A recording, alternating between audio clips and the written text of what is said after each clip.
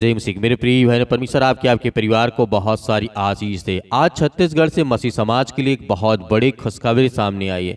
जिस तरीके से बीते कई दिनों से कई महीनों से लगातार ग्रेस चर्च को लेकर के जिसमें बुलडोजर चलाया गया, उसे तोड़ दिया गया है। अब उसे पुनः निर्माण किया जाएगा, पुनः बनाया जाएगा। ये बहुत अच्छी खबर है मसीह समाज के लिए, क्योंकि हर मसीह समाज यही चाहता है कि उनका चर्च, उनकी प्रार्थना सभाएँ ये लगातार चलती रहें। लेकिन यहीं पर आए दिन बजरंग दल, विश्व हिंदू परिषद के लोग, तरह तरह के संगठन के लोग होते हैं, वो आते हैं और वो जिस तरीके से आप जानते हैं मसीह समाज को परेशान करते हैं।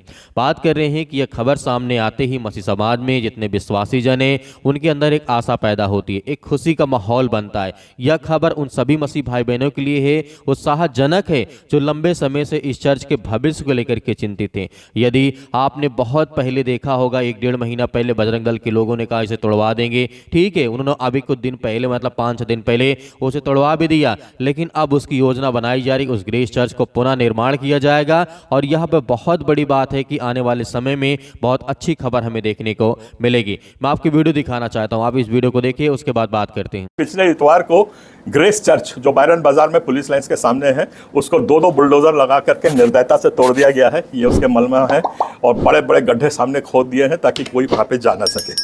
और इनका आरोप था हमारे ऊपर कि 2022 में उसकी लीज खत्म हो गई है। मैं बड़ा एक इंटरेस्टिंग तथ्य आपको बता रहा हूं। लीज जिसने दी है वो मालिक बंबई में बैठा हुआ है। फर्जी दस्तावेज, फर्जी पावर ऑफ अटॉर्नी में यहां के जो छत्तीसगढ़ डायसिस के सचिव और छत्तीसगढ़ डायसिस सीएनआई के जो कोषाध्यक्ष है, इन लोगों ने एक फर्जी लीज डीड बना करके यहां पे दी हुई है, जो कि रिकॉर्ड पे है।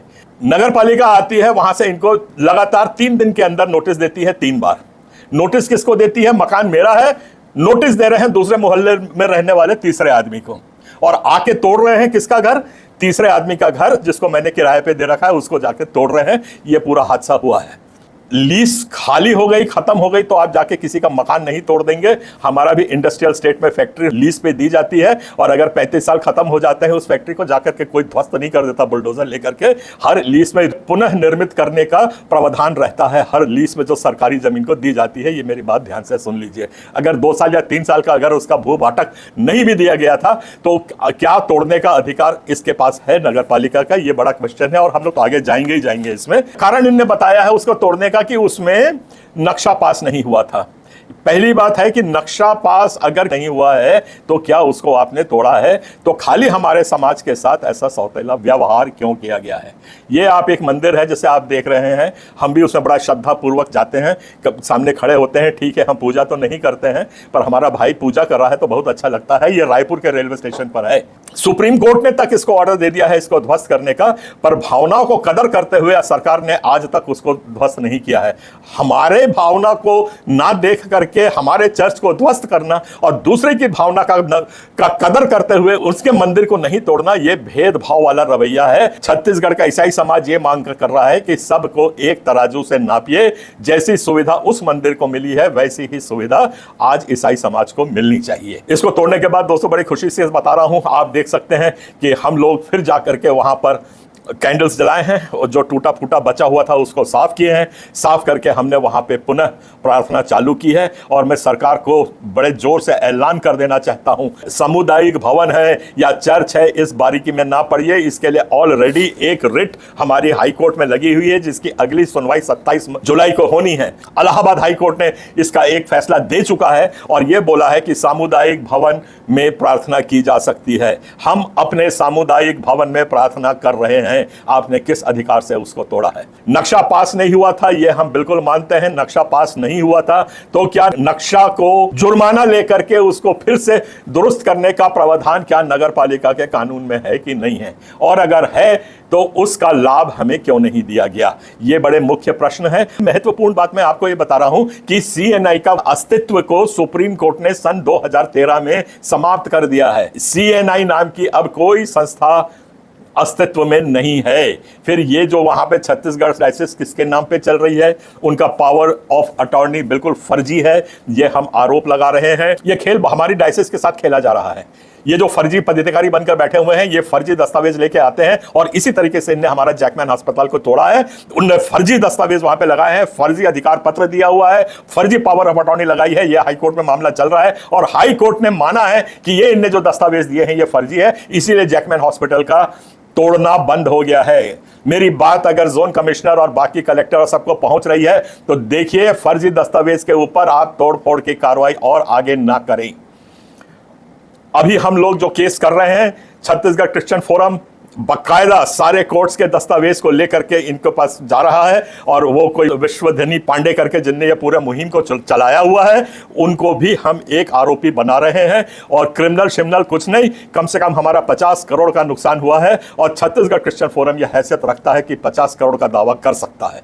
तो भविष्य में हम दावा तो करेंगे, इसी हफ्ते करेंगे, ज़्यादा दूर की बात नहीं है। और उसके बाद हमारी प्रार्थना वहाँ पर चलेगी, अगले इतवार से हमारी प्रार्थना वहाँ पर होगी। और कोर्ट ने भी हमको यह अधिकार दिया हुआ है कि आपका सामुदायिक भवन में आप प्रार्थना कर सकते हैं, तो इसमें बीच में अड़ंगा लगाने की कोई कोशिश ना करे। और कोई भी अधिकारी, कोई भी जोन कमिश्नर, कोई भी वो डोजर का ड्राइवर जबरदस्ती करके लगता है तो पूरा खामियाजा भुगतने के लिए तैयार रहे। और मेरे भाइयों और दोस्तों, हम अपने चर्च को टूटने नहीं देंगे, पूरे दमखम से उसी सम्मान के साथ वहां पे फिर प्रार्थना शुरू होगी, ये मैं आपको आश्वासन देता हूं। किसी को कोई डरने की जरूरत नहीं है, ऐसी बाधाएं आती हैं वो 10 बार आएंगे। और ये जो सीएनआई डायसिस में बैठे हुए पदाधिकारी हैं, इनका पर्दाफाश करना है, मुंह काला करना है। और इनसे मैं एक सवाल पूछता हूं, हमारी आदरणीय bishop CNI diocese Bajrang Dal का लेकर के कागज पहुंच सकती है कलेक्टर के पास, धर्मांतरण विधेयक का स्वागत करके वहां तबला बजा सकती हैं।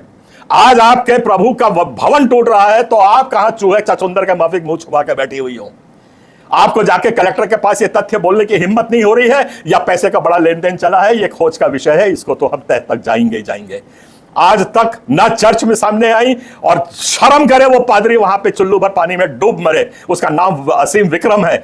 सिर्फ एक वो पांडे करके कोई है, उसने आके वहां पे घोषणा की, ये दुम दबा के छोड़ के भाग गया है। 6 हफ्ते से वहां पे चर्च नहीं लगा है। इसका मतलब साफ है कि आपने वहां का पूरा अधिकार अपना खो दिया है।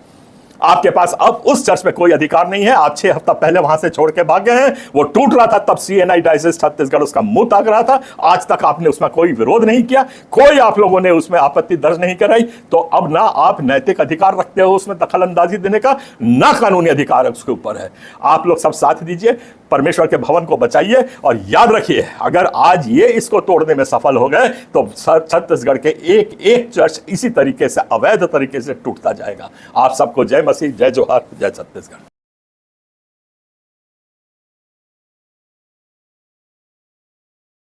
का निर्माण किया जाएगा और मसीह समाज के साथ साथ हर व्यक्ति, हर लोग मतलब उसका साथ देंगे आने वाले समय में, क्योंकि आप जानते हैं इस खबर को लेकर के मसीह समाज में काफ़ी ज़्यादा उत्साह का समय इस समय देखने को मिल रहा है। और इस तरीके से वीडियो इस समय चल रही हैं, लगातार मसीह समाज इसके लिए प्रार्थना कर रहा है। हर व्यक्ति, हर वर्ग का कहीं ना कहीं सपोर्ट करता है। मेरे प्रिय भाई बहनों, यह वीडियो के बारे में आप क्या कहना चाहते हैं? क्या आने वाले समय में बहुत जल्द निर्माण होगा या इसमें बहुत ज़्यादा कुछ और कानूनी प्रक्रिया सामने हमें देखने को मिल सकती है? मेरे प्रिय बहनों, परमेश्वर आपके परिवार को बहुत सारी आशीष दे, इस मसीह के नाम से, आमीन।